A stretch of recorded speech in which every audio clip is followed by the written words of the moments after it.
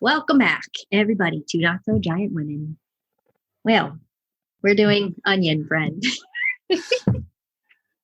I spaced out for a moment there. I thought, oh, wait, this is one where I talk. No. I could have just listened. So, since the title makes it pretty clear we're going to deal with Onion, well, what do you think would be like your dream question to get answered about Onion? Does Onion have friends? Does Onion have like a friend who is to Onion as Onion is to everyone else? Well, okay. Let's watch. I know.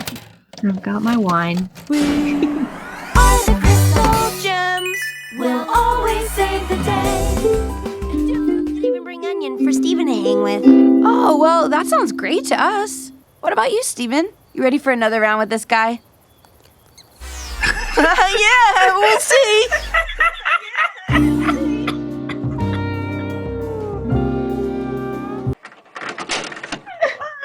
Okay. Oh, we got some proper undiluted Onion action there. Daria got her onion stuff. Oh, so much Onion. So very... It's too bad we don't have any, like, onion dip here. So very Onion.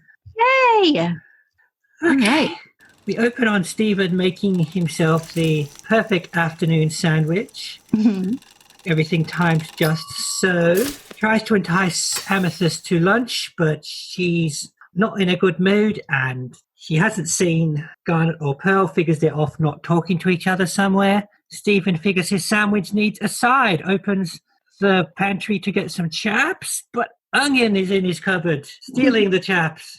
Tries to stop Onion getting away by closing the front door. Onion just bursts through the screen. Steven chases Onion down, trying to get the limited edition chaps back, protesting that Onion does not even eat things. Onion runs into a tarp-covered garage, and Steven's all, no place to hide now, but as soon as he gets in, he sees that the garage is full of paintings and artworks and such, all based around Amethyst, the actual person Amethyst. He brings Amethyst over there and is like, what's all this?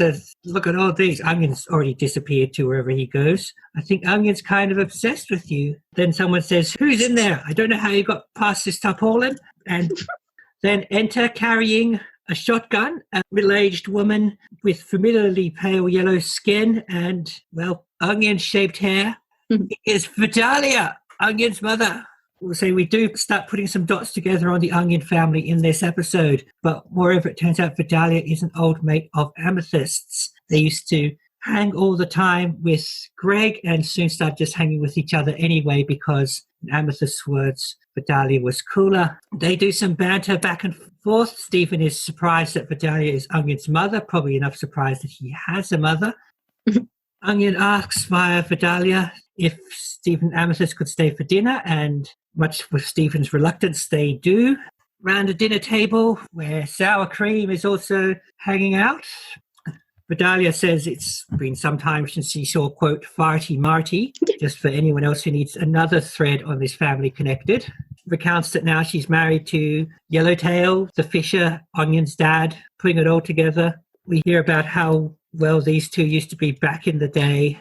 And Onion wants to show Steven around the house while the, I suppose you'd say, adults, even though one of them's a centuries-old woman child, while the adults catch up. Onion takes Steven to his room, where at first Steven's nervous, spots a mouse, figures, oh, hey, you got a little mouse roommate pet thing. Mm-hmm. And Onion goes to put the mouse in a little a large glass tank, but it turns out that contains the snake. Onion wants Steven to feed the mouse to the snake. Steven can't watch and just turns away while he hands the mouse back to Onion. Steven fears more weird pets, but oh no, Onion's just going to put on a movie. Onion loads a cassette into his VCR. Apparently it's a hospital. We hear vaguely ambiguous grunts and groans, and it's a video of Onion's birth. Labeled Happy Birthday Onion, no less. Onion has a video of his own birth that he watches for recreation. My goodness, all those years ago, Rose said she wanted to experience birth. She could have just watched this.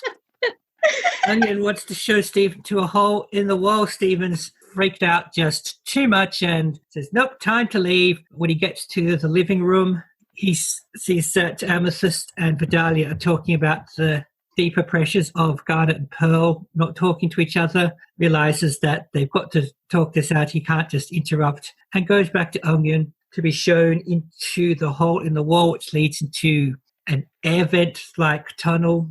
Onion's house appears to be bigger on the inside, I've got to say. Eventually emerging in a room which contains nothing but a picture of baby, vaguely fetal-looking Onion, and a chest, as in the storage box, which is full of Guys, the action figures you may remember from way back when. And he has all kinds of rare and interesting guys, and even gals, the distaff counterpart to the guys, including such things as Explorer Gal and Construction Gal and Karen. Onion insists on Stephen having his Explorer Gal, which Stephen is quite grateful for, and they go through and show each other some more of the toys. Eventually it's time to leave. Vidalia's like, come back anytime, and Amethyst's like, hey, you could stop by the temple sometime, and you could hang out with Stephen there. And Stephen's like, yeah, he could. And Onion opens his mouth to show the completely still living mouse has been sitting in it this whole time, and it jumps away to whatever that mouse does all day. And Stephen just nervously laughs more, and we start out on him kind of freaking out. Was this everything you could have dreamed of for an Onion episode? Yes and no, and that in no way dreamed of Onion showing videos of himself coming out of his mother. Well, it may confirm that he's human, at least. Yeah. Yeah. He is definitely graphically mammalian. I mean, I guess assuming that his parents are humans, he seems to have video evidence that he came out of a human. Yeah. My goodness. Yeah, Onion is a special guy, and I should warn the listeners that I brought a glass of wine to this episode to help me get through all this Onion. So you're going to get vaguely drunk Ivy talking about Onion Friend. I'll find out later if it's different. So in some ways, we kind of find a bit what makes Onion tick, except not really. We just kind of find more of his strange ticking.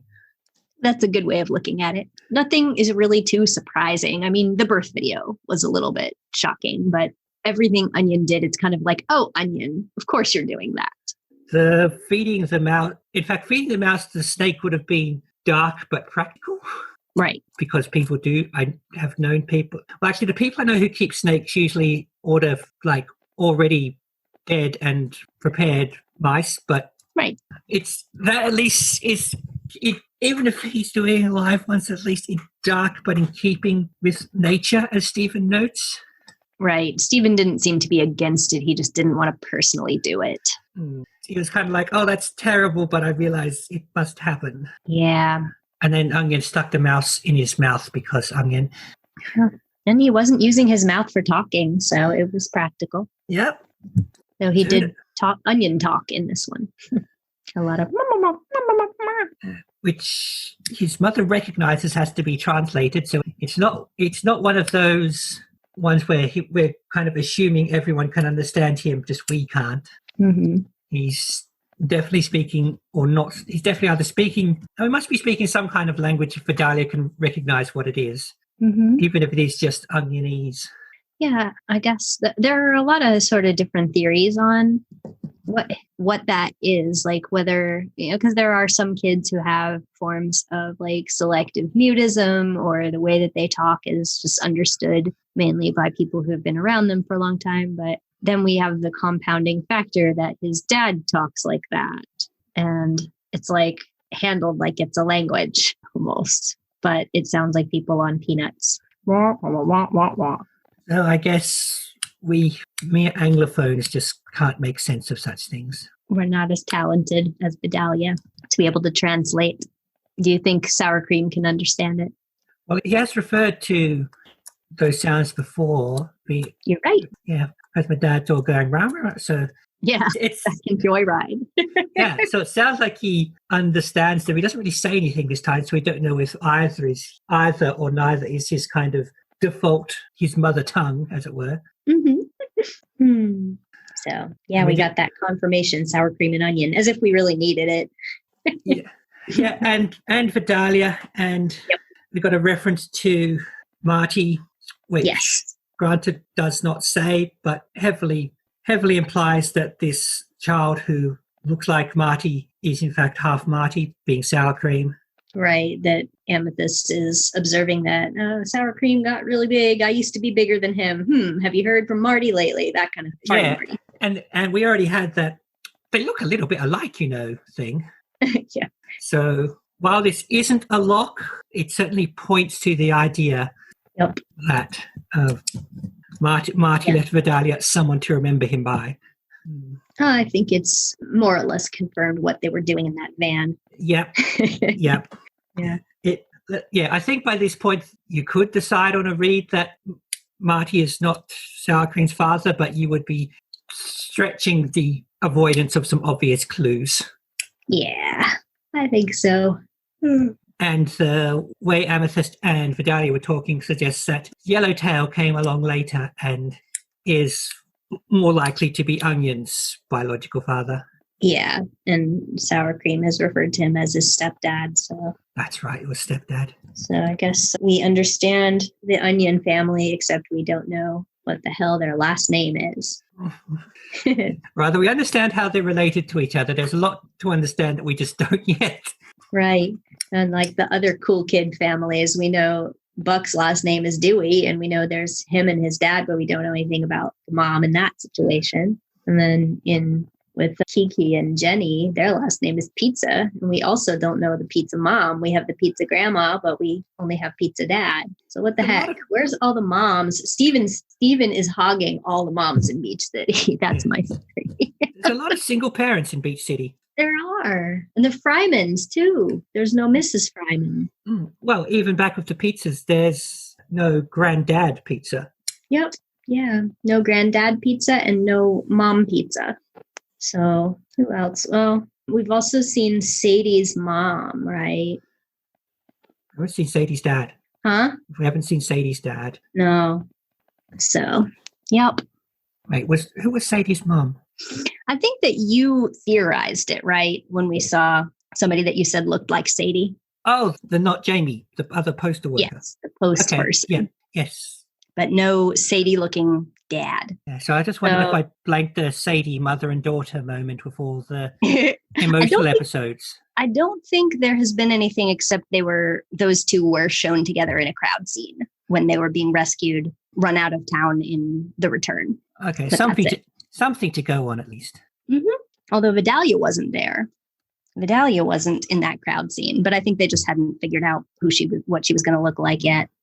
Maybe she occasionally goes on a trip with her husband's fisher boat. Yeah, maybe she was just somewhere else. But it's pretty cool. Like, I really like all the Onion weirdness, but my favorite aspect of this episode is they have the Amethyst Vidalia history and their nice little moment there. That's my favorite. We've long talked about how if anyone's able to actually go around Beach City and have a life of their own, it's Amethyst. Right. So it's cool to think that even kind of back in the day when Greg first got there, she was hanging out, trying to talk to humans. And she referred to herself as that she thought of herself as like a dumb sponge following Vidalia around. So I guess she was kind of thinking I'm going to learn all these things. I'm just soaking everything up, soaking up all these influences. She kind of did, let's be fair. Mm-hmm. That worked. Yeah. And I guess, some of the influences that she got from Vidalia, it would make sense. Some of the values that she has been showing to us all along, that the two of them would get along.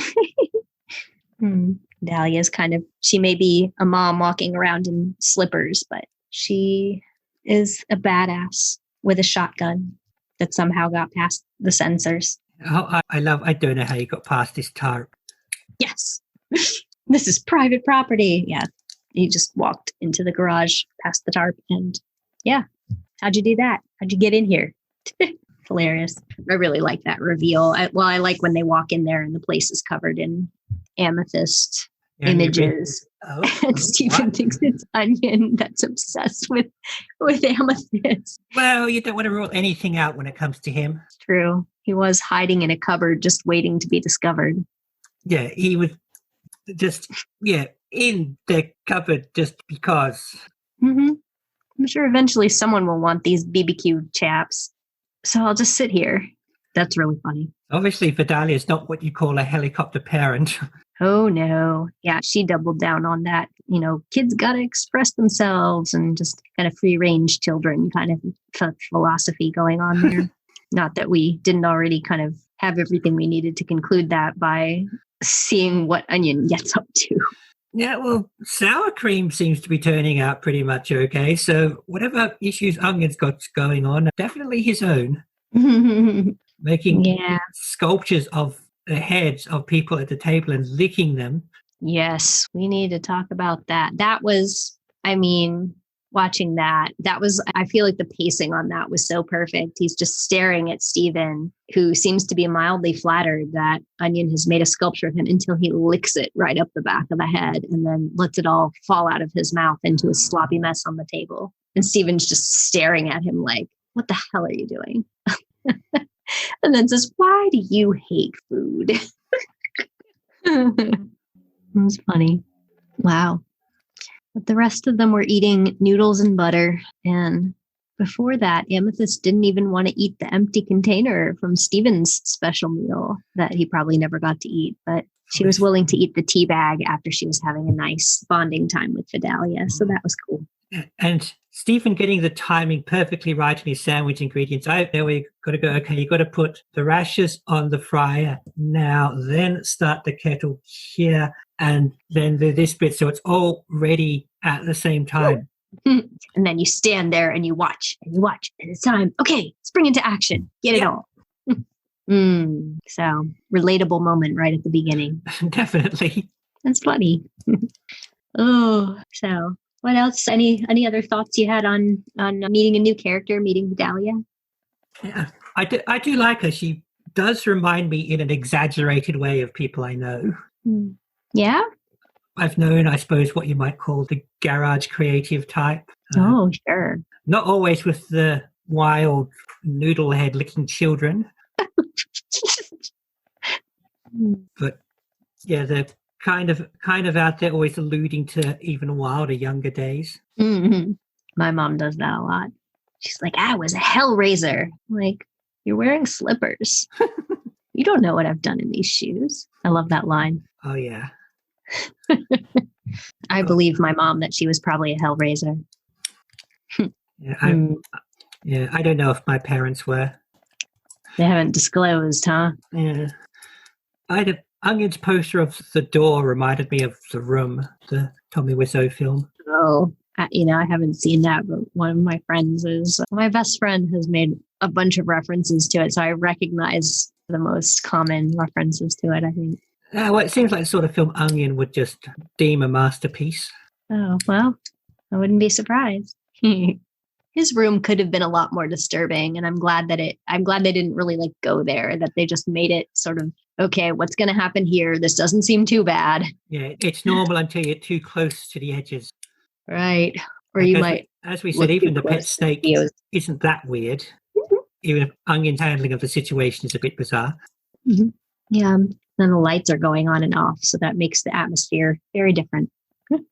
Yeah, and there's a hole behind the door poster, which also reminds me of Shawshank Redemption. Oh, gosh. That I have seen.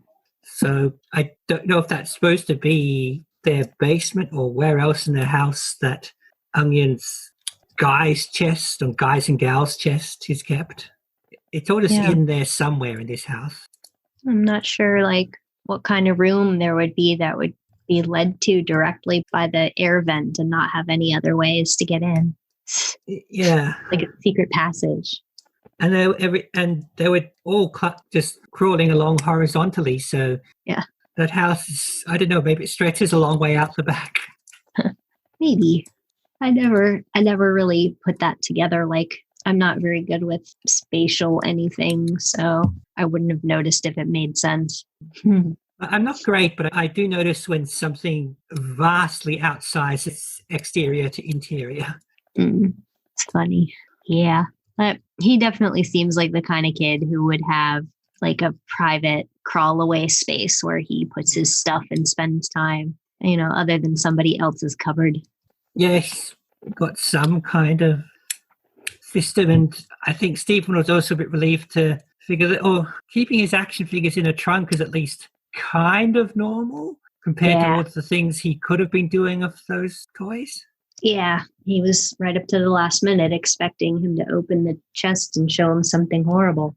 And it might not have been horrible as far as Onion was concerned, but, it could have been a sandwich from every year he's been alive. We've seen that kid crawl up into video games and stuff before, or into vending machines and stuff. So he seems to like doing that.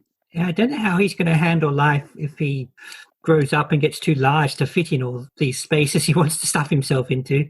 Yeah, that could be a problem. No. But for now, he's a little onion. Yeah, he was definitely showing how little he was compared to Stephen this week. Yeah. And he gets picked up and held on his mom's hip and whispers in her ear and stuff. So, it's hard to tell sometimes with the proportions on this show, but it does seem like he's like a significantly littler kid. And his mom probably feels like Stephen is being kind of like he's being looked up to and he's spending time with a littler kid as sort of a mentor or something. Like, oh, you're going to let him tote you around kind of thing. That's cute. So yeah, probably slightly overestimating how much Stephen is enjoying it. Yeah. Can't quite tell if Vidalia comprehends how disturbing her son is, her younger son is to other people. Yeah, I think you're right. I don't see that she has picked up on it, really. She seems to kind of downplay stuff like, Onion is squishing his food and splattering it everywhere. And she's like very expressive. And, he comes to her with scissors and she just takes the scissors away from him and says, yep, he's my little troublemaker. She's just going to interpret it as like, ho, ho, ho, he's such a little rascal. And once he tried to drown the entire city in plastic men, she probably doesn't know that. And well, maybe it's just what they wrote on the tape case, but he must have got the tape of his birth from somewhere. Oh, yeah. I could imagine Vidalia kind of being like one of those, actually, again, a lot like my mom, where even if your kid is pretty young, they want to tell you about the facts of life. And it's like, sure, here's a video of your birth. This is how you got here. You asked, or you said, mama, mama, mama, mama, mama. So, I don't know. He seems to be kind of fascinated with his own origin, if that is any indication. That and the, as you mentioned, fetus-like image of himself as a little onion ball on the wall. It's like, is this like one of his little special interests or something? Yeah, well, I guess, that's as far as we can tell his sanctum. So if anyone wants that picture on the wall, it's him. Yeah. And those little holiday lights up. And that was it. It's interesting. I imagine he must have put those up himself, though, because who else is going to fit up there? Yeah, well, somehow he can probably crawl on ceilings if he wants to. Oh, Lord. I'm frightened. I imagine he can make his head turn 360. Oh, yikes. I'm going to be over here shuddering and imagining that in my dreams tonight. One thing I also thought was really neat about this episode was, there's kind of, I guess, a lot of stuff you would have to watch it a couple of times to see all these things, but there was a lot of sort of fast-paced background images of in the art and in the photos of Amethyst and Vidalia in their younger days and stuff. Like a lot of stuff seems to be giving context to their previous friendship. I saw one that looked like photo booth pictures where Amethyst like shapeshifts into Marty with a big L on his head, like he's making a loser's sign on his head, and Vidalia is laughing. And it just gave me like heartwarming feelings about it. Like, oh, she was there during this time when this guy just swept their town and banged her in the back of a van and then left her, that Amethyst is there to be like, yeah, that guy's a loser, Barty Marty. That was sweet. Yeah, to name your kids, we're going to blindfold reach into a bunch of crisp packets. So, wonder what that was like, for Vidalia to discover that the gems were there and hang out with Amethyst, like to be like, I really like her mention of how she liked Amethyst as a model because she could be anything. And like, of course, that goes together with her interest, her painting interest. Like, oh, this person can be any size and any shape. And Vidalia also said that she just admired so much that Amethyst was easygoing and could just roll with it, as she said. It just seemed like she was really, she saw that as, well, she called her an inspiration. She called her inspiring, you know? Definitely her muse. Yeah, and that's interesting because, I mean, Amethyst definitely does not have that effect on anybody we've seen so far. Like, even with Stephen clearly looks up to her, but doesn't look at her like in a reverent way. You know what I mean? He doesn't, nobody looks at her as really an authority or something to be inspired by. And then she finds out this friend of hers looked at her that way, as like, wow, that she wanted to be like me, or she wished she was more like me, or used me as a source of strength. It's like she's blushing and saying like, no, you were the cool one. It's just cool. I guess for Stephen, there's a bit of a, when you find out your parents are people thing, which granted he's probably had a lot of with Greg, but it's not the first time he's really appreciated it with Amethyst. I think so. And of that course, was very sweet of him to let them have their moment. And of course, Amethyst has always been part of his life, so he would have had that. She's just a constant filter, whereas Vidalia had her come into her life and would have seen her in an entirely different context. Mm-hmm. Yeah. Yeah. Even though Amethyst is the laid back one and the fun one and kind of the coded as childish one, I could see someone like Amethyst seeing her and being like, oh, she can be anything. She's not afraid of anything. She just does whatever without really thinking about it. I could see her seeing that as very look up toable, you know, but it seemed like they perceived each other more like they were pals. They were, neither one of them was like each other's mentor or anything, but they were both looking at each other, taking inspiration and feeling like each other represented something positive for each other. It's too bad that they didn't continue to keep in touch throughout Stephen's young life, you know? So. Yeah, Vidalia could have been the cool auntie. Sure. Yeah.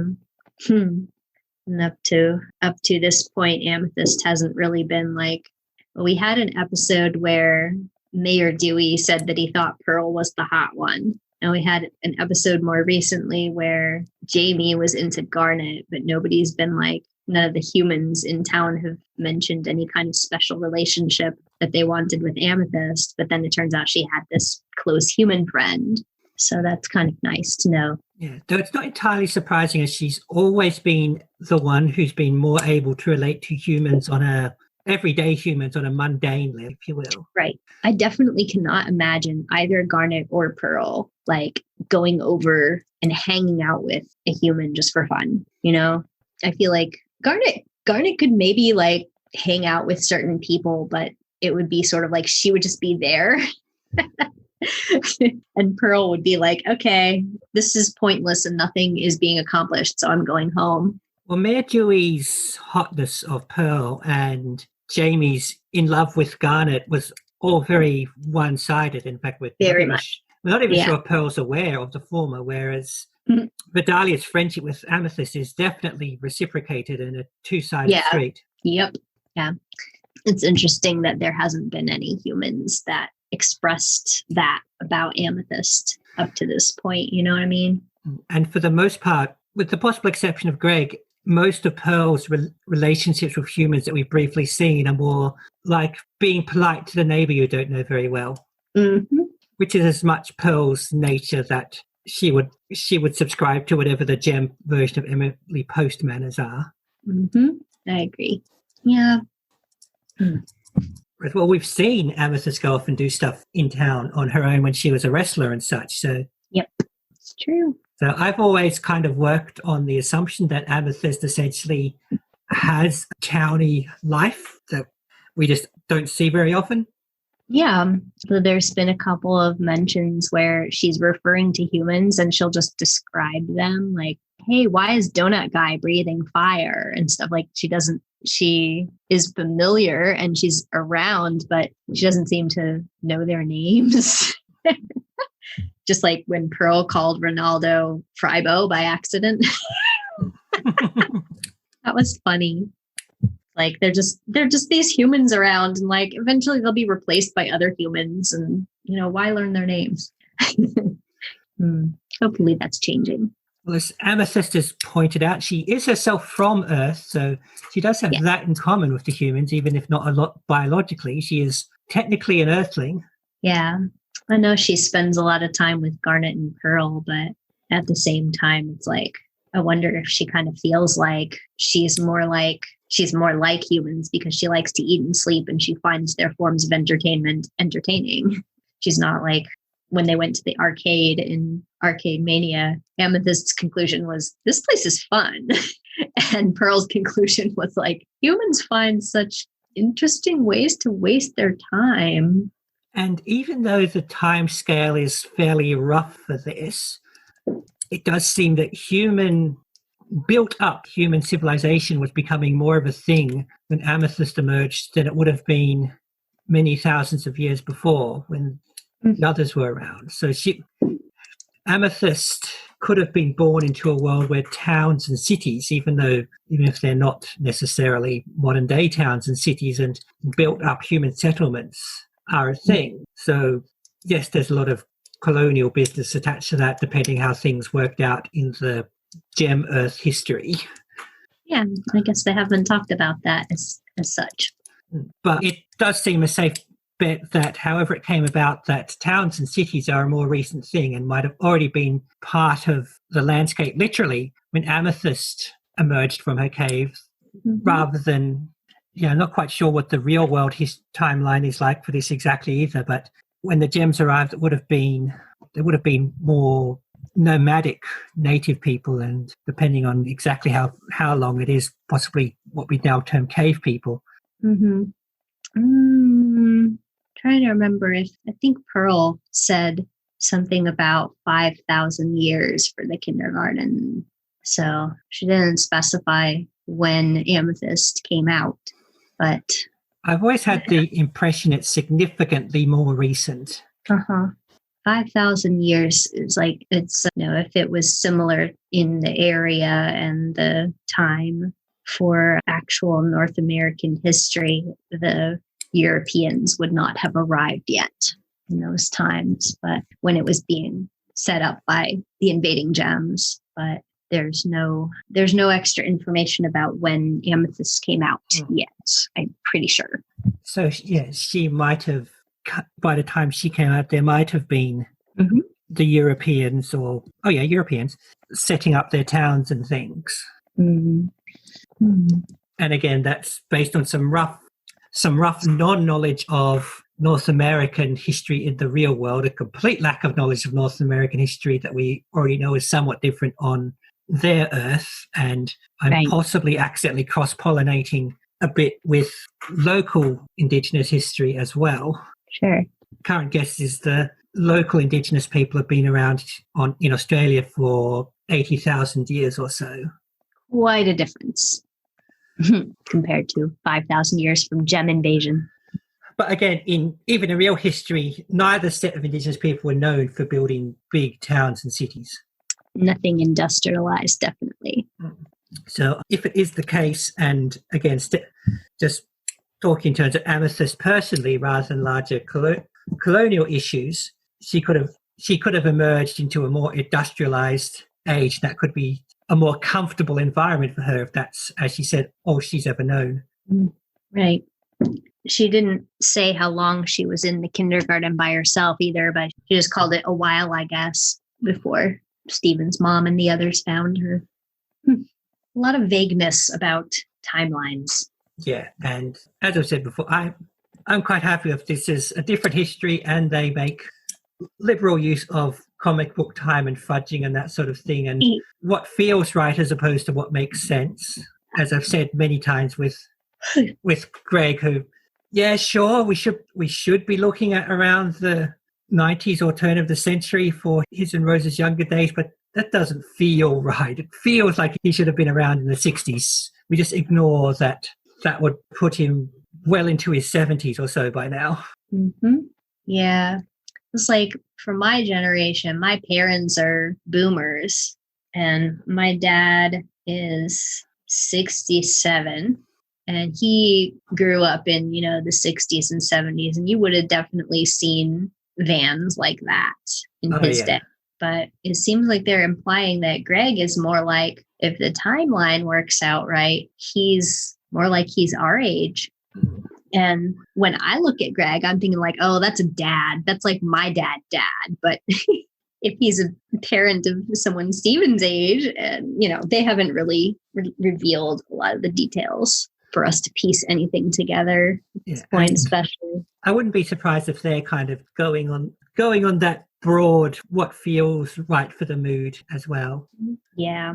Speaking of like convenient for the moment, I noticed that when Vidalia was talking about being with Yellowtail, which I think this was the first time they said Yellowtail. We've seen his name in credits enough, so we know who he was. We've seen his name in the credits, so we knew, but I think that's the first time they said it. Kind of like we knew that Malachite was Malachite, but then they revealed it in Chilatide. But when she was talking about being with Yellowtail, it kind of zooms in on her hand, and her hand comes down and you see this ring on her hand. And that's the only scene where she has a wedding ring on. Oh. And I noticed Amethyst reacting to that. And so, well, good job you reacted then, because it's going to disappear in another shot. Yeah. It's like, what? Yellowtail? Yep. Next thing I know, I'm living with a fisherman. And that gave us that nice sort of small world building touch when we were panning down and we saw stuff like, these are the dates that he's going to be away or here. Yeah. So I guess he was away at the time because he wasn't there to whine about Sour Cream's DJing. And, well, he really would have been one person too many in the stories, let's be fair. Yeah, we can do with just pictures of him on the fridge and his schedule. Well, just like similarly, Garnet and Pearl made their presence felt despite not actually being in the episode at all.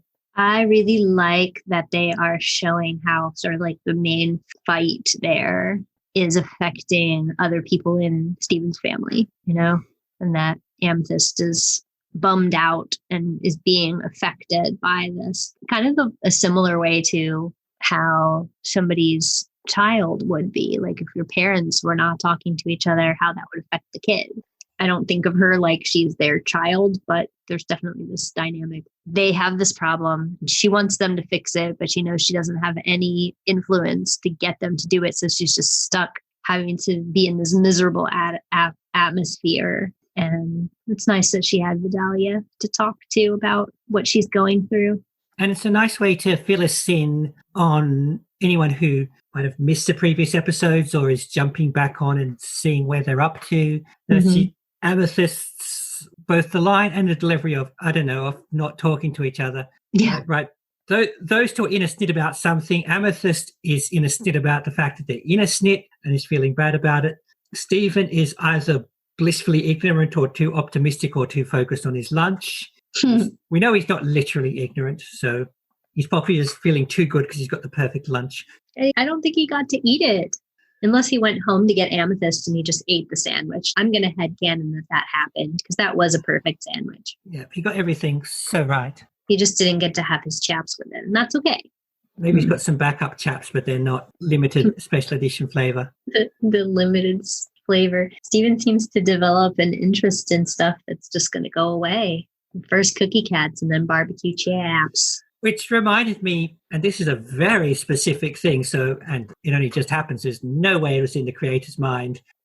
When there was some limited edition run corn chips here tying into Wonder Woman 1984, I knew some people who were just a bit obsessed with them. Mm-hmm. And I'm not sure why, because they're not the sort of people who usually get obsessed with corn chips or limited runs. Just something about them. I think at the time it might have been because we were still desperate for the film to come out. They had delayed it yet again. Might have had this knock-on effect that anything about the movie, even if it's corn chips, I want it. Oh, that's so funny. I wonder if there's anything like that in the Steven universe. Like if the barbecue chips were in association with like a dog copter movie or something. Oh, yeah. Of course, what a certain other animated series has showed us is that the idea of cartoons and limited edition food stuffs has been a bit stained. I've heard of the Rick and Morty fuss over the Szechuan sauce. I heard about that. That's ridiculous. Yeah, but it couldn't help but also pop into my mind a bit afterwards when I think cartoon and limited edition food, even if the limited edition food is entirely fictional on this occasion.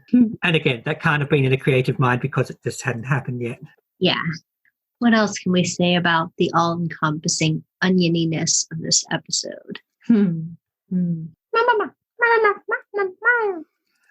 It's one of those things you sort of go, that answers questions, and you go, wait, it also just raises just as many, which I think is going to be the way as far as anything to do with onions going to be concerned. I could ask you a probing question. Oh, let's go. If I can think of one, because I drank all the wine. Well, wait, I have loads more probing questions to ask. So Vidalia is a painter. Oh, I know. Vidalia is a painter. And there were a lot of people who said like that they had canon that maybe Vidalia painted the portrait of Rose in Stephen's house. Possible, yeah. So, and I know that, since you just met Vidalia, you had no time to ponder any of that or anything until we just immediately started talking about it. But so do you think that might have been a thing? And if so, it feels very commemorative, right? Like, oh, this is our portrait that we have of her because she isn't with us. We knew she was going to be gone kind of feeling. So if Vidalia had been the one to paint it, how do you think they might have brought up the idea of asking her to do it, like having Rose sit for it and stuff, how that might have come about when Rose was still around? Well, partly I have seen this in real life. So the too easy answer is they went to Vidalia and said, will you paint Rose's portrait? Because I know people who do photography and painting and things, and that's usually how it comes about. And then they, depending how well they know each other or what's going on, negotiate whether it's going to be a fee or a favor or a gift or whatever else. It may not be when they knew Rose was going to be no more. Greg, being a lovesick mortal, might have thought a nice portrait of her was simply a nice gift. And we know Vidalia was another friend of his. And yes, so Rose may not have sat for it directly. They could have used... Oh, that's true. They could have used photos of Rose, just had enough for Vidalia's skill and imagination to fill in anything she didn't immediately have. Oh, I could see that. Or her giving it to them as a way to help Greg cope. Yeah, actually, there's another way. She might have done entirely off her own bat after Rose, let's say, passed because they, again, gave up her physical form, whatever happened. Yeah. It always feels like they're avoiding saying died, but since this isn't a never say die show, it's like they're not quite saying that she did die in a traditional sense. But right. There's some question of what that means because gems don't really know what dying is.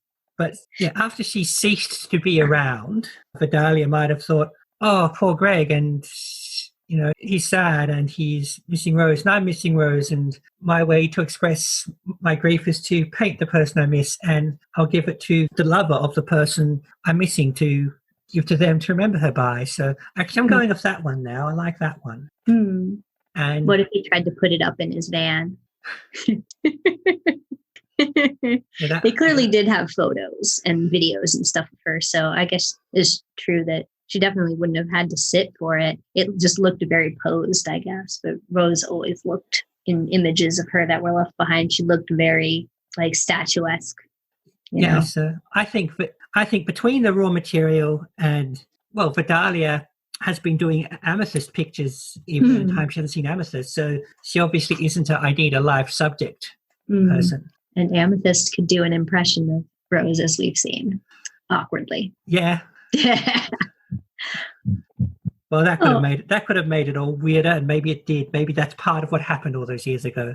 Yikes. Maybe Vidalia was, look, I just can't get the finishing touches, but I know you can do a rose. So, and Amethyst was like, doing rose shapes. Yes, there's an idea. Yeah. I just feel like that is, once you introduce an artist into the mix here, it's like she probably painted the rose picture. That's like headcanon there, you know. She hasn't said that she did, but she clearly there's like we've been saying for about some of the other stuff in this episode and the series in general, it's like the timeline is definitely murky and a little vague on when things happened, but Vidalia demonstrates that she knows who Stephen is, that Greg has this son Stephen, but that she hasn't seen him in a really long time, but she knows that her son talks about him. And when she sees Stephen, she's like, is that Stephen? Like, yeah, so wow, kind of thing. So she may have seen baby Stephen. Right. She must have seen like little bitty Stephen back when Greg, like when she said that awkward thing about, oh, he used to be super hot. Like, that's like, oh my God, the adults are talking about adult things in front of the kid and Stephen blushes. He can't be hot. He's a dad. Yeah. And Onion probably came along after that. Yeah. Sour cream is older and Onion is younger than Stephen. Seems like has to be. Yeah. Well, Amethyst recognized sour cream, but granted she's already seen Onion in the present, but didn't say anything along the lines of, oh, Onion is your kid who was hanging off your hip all those years ago, now slightly grown up. So I think it's safe to say Onion is between when Amethyst last saw Vidalia and now. Oh, that could be. Though if you have eyes, you probably connect him to her if you know them both. Onion. So Stephen, I guess, is technically the Onion friend, and Vidalia is the Amethyst friend. I suppose the title could also be read as Onion being a friend. So yeah, either works. This is being a friend as far as Onion is concerned. I guess this is kind of jumping forward to factoid territory, but I heard once that this episode was originally called Old Friends. Which works too for the banger sisters-like thing going between Amethyst and Vidalia. Mm-hmm. Yeah, Vidalia seems like cool mom kind of thing. Like if Sour Cream had a rave, she'd probably show up. Yeah. Hopefully not in her slippers and bathrobe. Unless she's one of those people who's so cool she can do that. I guess so. Yeah, I like her. And I'm hoping we see more of her. Yeah, it's nice to see her in, modern day beach city and not as like a groupie hanging around Marty. And probably for the best that she's ditched Marty. Oh, yeah. Wonder how Sour Cream feels about that. He doesn't seem to get along with his stepdad. No, I wonder if that's because he's his stepdad or because he's a teenager. Well, or both. All of both. Yeah. So I guess there's not really any music to speak of except for the DJ music that would have annoyed his stepfather. So there's not any songs to talk about. If there's a name for that rave music, I don't know what it is. I don't know what the tracks are. Maybe they reused some old ones that they've used in other episodes. I'm not really sure. So that's all I have to say about music. I love eating. Feels weird. There was food, though. Well, what do you want to start with? Well, I know usually your rule is technically food doesn't count unless someone eats it, but there was certainly the intent to eat the perfect sandwich. I did make a perfect sandwich. I kind of feel like, especially if it's very featured, Together Breakfast also was not eaten. And it was made twice and it wasn't eaten either time. But I definitely made Together Breakfast. Mostly if I'm talking about not eating something, I just want to avoid feeling like I have to make anything that's in the background of the donut shop or something. Yeah, that's fair. But I did make the perfectly timed afternoon sandwich, except I had to make a pretty significant alteration because he was using a package of smoked salmon and I don't eat fish. So I went on an epic search to find something that would be a good substitute for that. And everything that was remotely similar was soy-based. So I eventually just kind of gave up and used a slice of spiced tofu for it. Okay. I'm sure there's probably something better, but yeah, so the ingredients were a bagel and smoked salmon or a substitute for smoked salmon. There was an egg on there and there was cream cheese on there, I guess. Right. I think that's everything. And yeah, just toast the bagel and fry an egg and plop it on there and plop your salmon or salmon substitute on top and a dollop of cream cheese and squish it down and then get it stolen by the neighborhood weird thief. I made the chaps in a previous episode. I guess that was Monster Buddies. And I did make one that was packaged like the barbecue chips, just to make a reference to this episode. But that was only one of the episode's foods. Well, it was also Noodles and Butter. Yes. Good of them to give us the ingredient lists in the name. Indeed.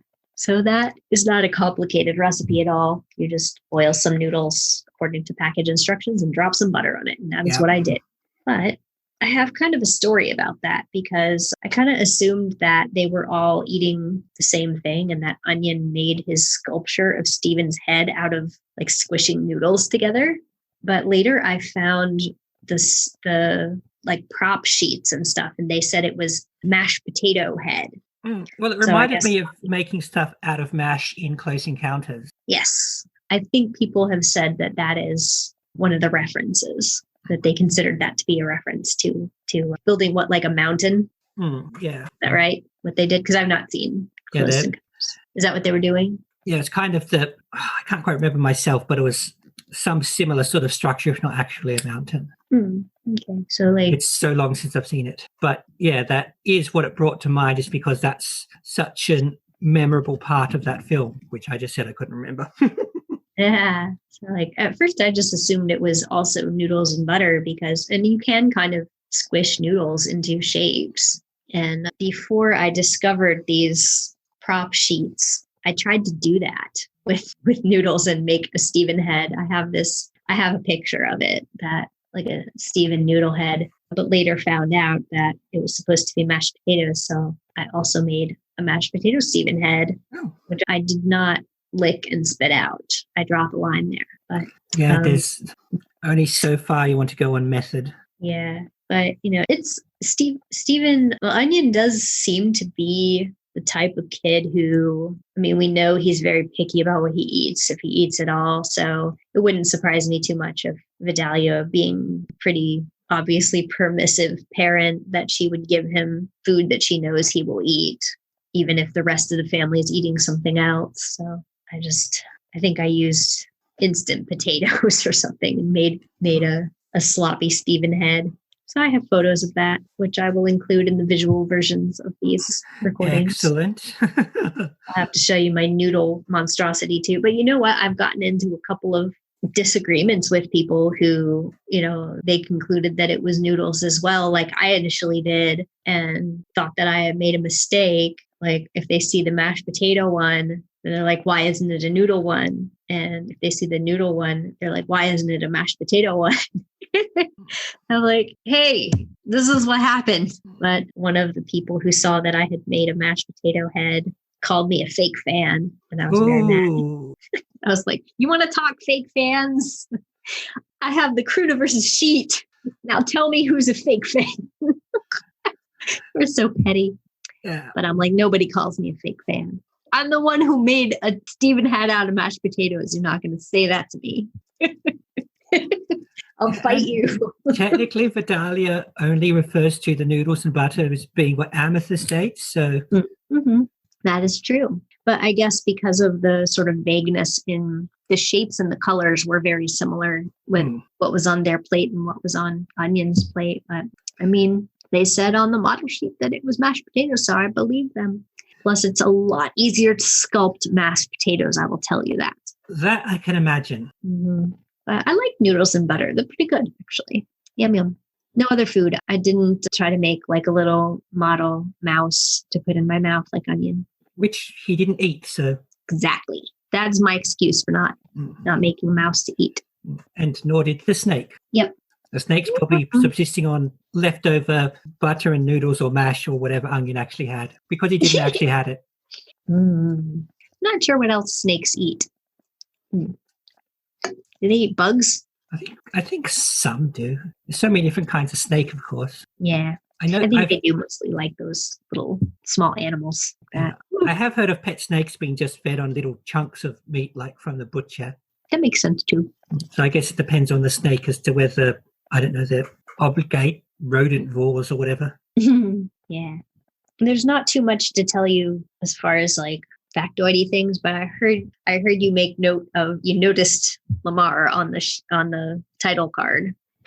So Lamar, it's going to be a weird one. Oh yeah. I mean, we knew it was Onion, and then we saw Lamar. It's like, well, nobody's surprised that this is Lamar Abrams. Although what's notable, I guess, is that he is now working with Katie Mitroff as a storyboard partner. I had mentioned a while back that his last episode with longtime partner Helen Jo was earlier this season, Rising Tides, Crashing Skies, and that was episode 59. And we are now on 65. So he just did one with Zook.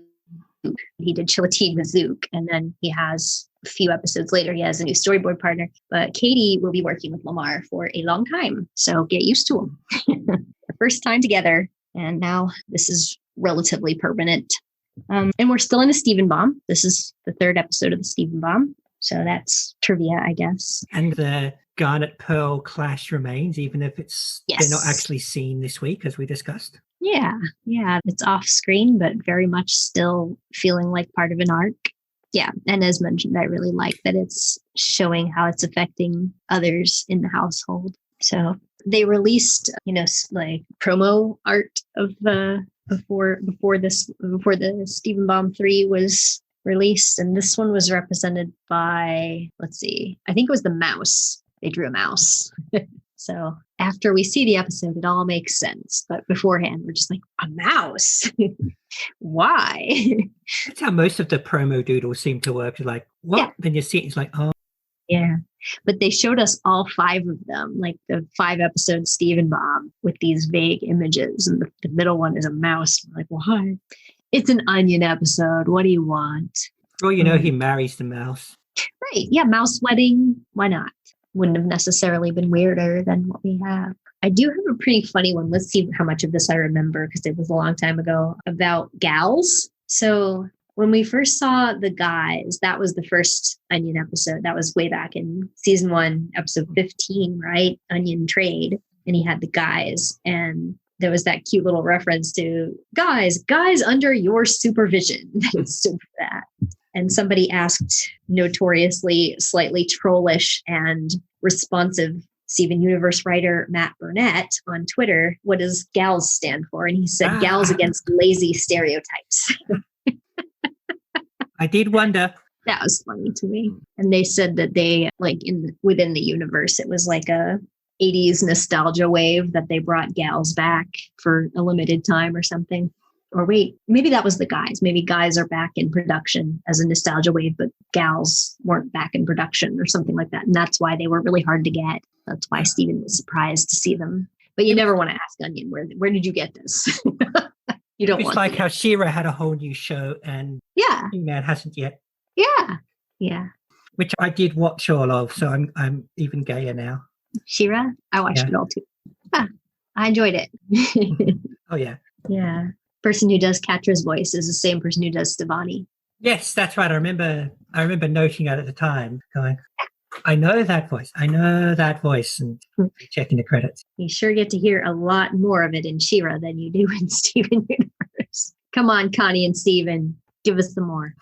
We got to see them again recently, but they didn't talk because they were just too busy being stared at by Greg and then unfusing in extreme awkwardness. Oh, that's right. Yes, they didn't say nothing. Yeah, so we've only had one Stevani talking episode. Let's see, do I have any other factoidy things? I already told you about the original title. I feel like there was something else. I think I've probably already told you back when Vidalia first appeared in Story for Steven who the voice actor was, but in case I didn't, it was Jackie Buscarino, who works I think she was like a producer or somebody who works on the show mostly in an administrative or overseeing kind of role, and she does a voice for the character Vidalia. I thought it was good. I like the voice. And the crew people, when this came out, they ate noodles and butter at their release party. But of course. That's all I have. That and merch. I have merch for you. I almost forgot the merch. Go check out our merch table.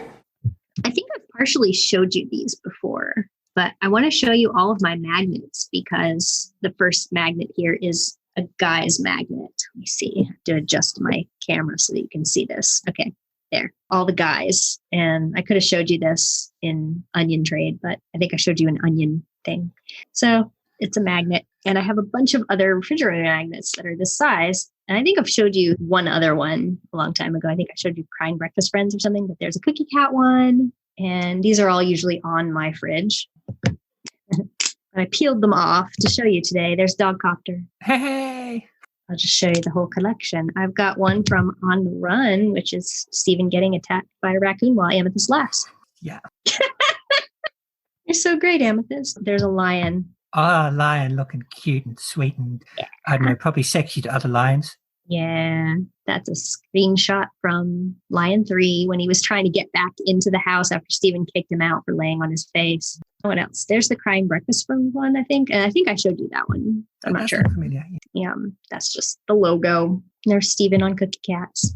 There's a lot of these, and I got them at most of them either online or from a store that we have here called Five Below. So everything's usually $5 and under.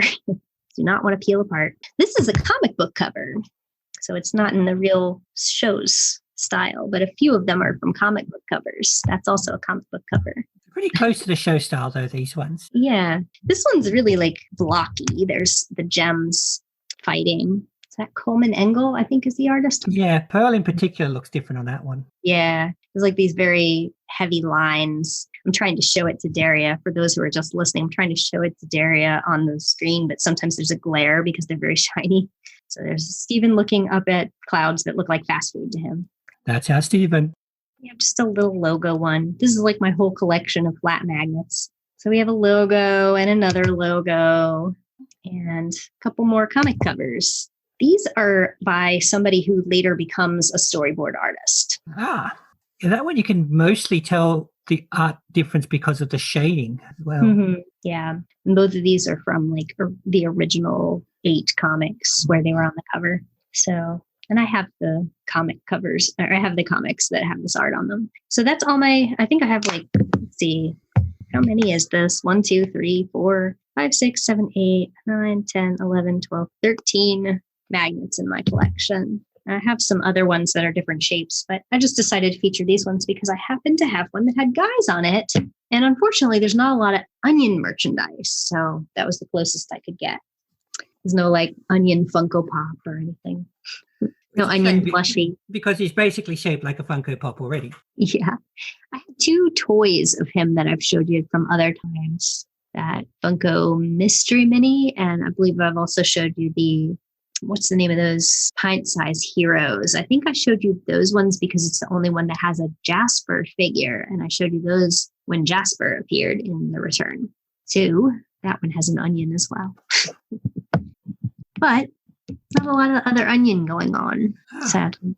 So I don't know what I'm going to do if, we have another onion episode. Do you think there will be another onion episode? Well, I certainly don't think we've seen the last of him. No, I mean, you can't escape onion. But, we got a nice little oniony dish tonight. Yeah. And I drank an entire glass of wine to get through it. And I feel okay. I don't feel too disturbed by his birth video. See, I'd have thought just watching onion was enough getting drunk as it was. Well, I'll just metabolize this wine and be all right for the next episode that is probably not food themed. What else? Anything else about this, or should we put it into a wrap and go on with our lives? Yeah, let's put this onion in a wrap. All right. Well, thanks everyone for listening to us talk about one of the classic weird episodes of Steven Universe, Onion Friend. And we'll see everyone next time for the title is Historical Friction. Ah. All right. Well, thanks everyone. Yeah. Bye, y'all. Bye.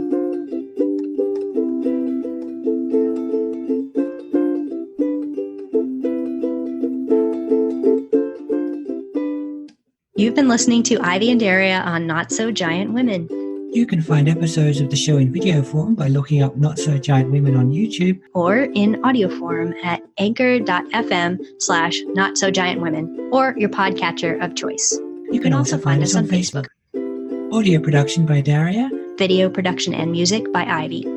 Daria can also be heard on Podsploitation, the Ozploitation podcast. And Ivy at her Steven Universe fan blog at love-takes-work.tumblr.com. Steven Universe was created by Rebecca Sugar and remains property of Cartoon Network. No infringement is intended.